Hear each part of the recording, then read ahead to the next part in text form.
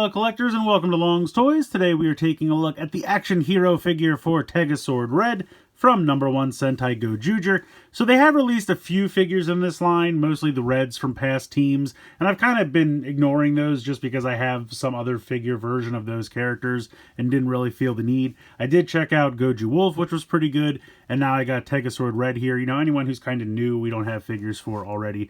And I think this looks kind of neat. I think it's going to have less articulation than Goju Wolf, but we'll have to wait and see. You can see the packaging here, pretty simple, just kind of a bubble-on card with the figure inside. On the back here, I think this says it has 15 points of articulation, and it does look like you can pose the wings and things like that, which looks pretty cool. So I'm going to go ahead, get him out of the packaging here, and we'll take a closer look. So here he is out of the packaging, and I have to say he looks pretty good. I think they did a decent job, and luckily because of the way they use different colored plastic, he doesn't really feel like he's missing a ton of paint applications on the back, which is nice. I mean, could there have been some? Sure, but I don't really feel like anything's super missing. I think it's just kind of lucky how his color scheme works out. So yeah, overall, I think he looks pretty good. Head sculpt is nice. The blue eyes have some nice paint there. You have a lot of nice red paint here on the front. All of that worked out pretty well. Now, the way the head works is it is a ball joint, so you can kind of go front to back the tiniest little bit, and unfortunately mine tends to want to kind of lean forward. You can kind of see how if I tilt it back, it just kind of naturally starts to go forward, which is kind of a bummer. Also because of the big chunk on the back of his head, which I feel like isn't really necessary, but I guess that's where the ball joint gets housed, but I feel like they could have made that a little bit thinner, but you can see it kind of hits into the back here. So when you get to a certain point, like I guess you can technically, if you really forced it, go all the way around, but I don't know, it's kind of a weird stiff ball joint, and maybe that's just mine. You can kind of tilt a little bit side to side, but it mostly just kind of looks side to side. You do have a hinge here and a rotation in the shoulder. No bicep swivel. It kind of looks like there would be one there, but you can see it is one solid piece, I guess because it's too close to the shoulder joint that they put in. But you have some nice red paint here on the arms, and here on the chest looks pretty good, a little bit down here on the belt. You do have an elbow bend, so you got 90-degree elbow bend there. You have a wrist swivel. Over on this arm, you also have the blade piece. You can see, now this just pegs in, so if you wanted to remove it completely, you could, but it just pegs into this little spot here on the inside of the hand.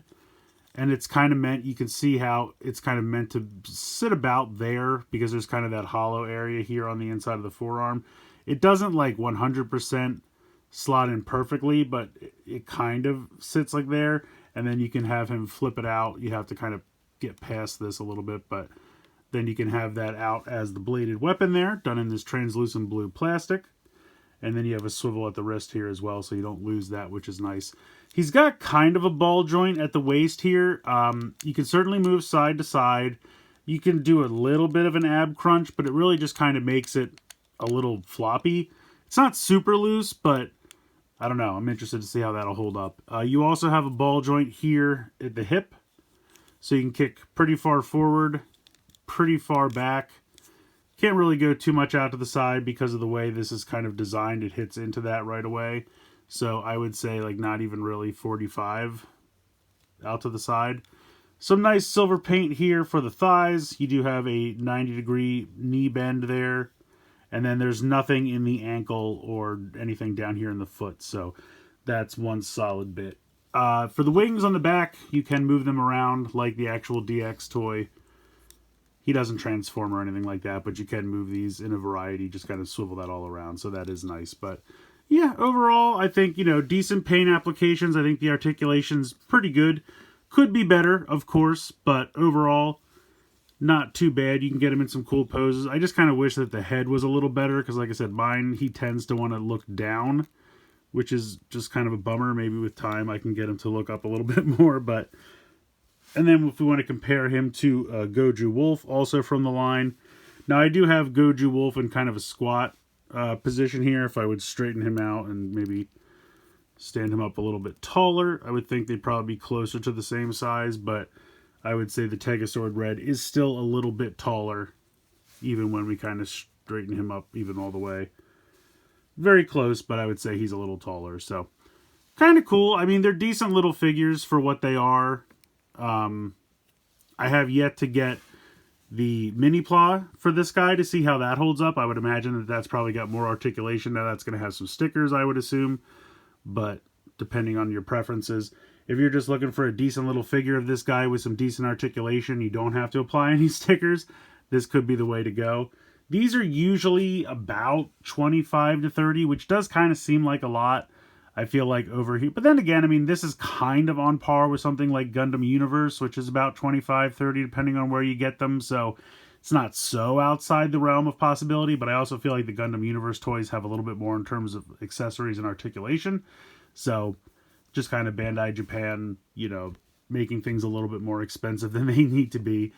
I would like to see a thigh and a bicep swivel, even if the bicep was really more like of a right at the elbow kind of a swivel, would have been nice. And I don't know why, but Bandai Japan just doesn't believe that humans have any kind of movement in the thigh, because they never ever give any of their figures thigh swivels. We've seen it with the Ultra Action figures for years now, and I don't really understand why they just don't do it. But overall, I think it is a decent looking figure. I think it's a pretty good size, and I think having these two on the shelf next to each other is actually pretty cool. We have recently learned that they're going to continue the rest of the team here in this line. I don't know if that means they'll do all the forms of the Tega Sword. I would guess probably not, but it probably also depends on how well the line sells. So I'd be happy to at least get the full team here. I know blue and yellow have been shown. I would assume that means black and green will follow shortly thereafter, but I wouldn't be surprised if this is the only form of it. Now, it could be wrong. I'd love to be wrong, because I think having all 5 of them on a shelf could look really cool, but some of the other ones, as they get bulkier, would probably make it difficult to, you know, make articulated figures, but then they are also doing them in the mini plot, so they'd have to be articulated there. So again, we'll have to wait and see.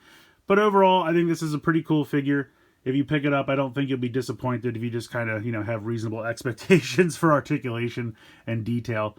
But overall, yeah, I like it quite a bit. So let me know what you guys think in the comments below. Please like, share, and subscribe. Hope you guys enjoyed the video. And as always, thanks so much for watching.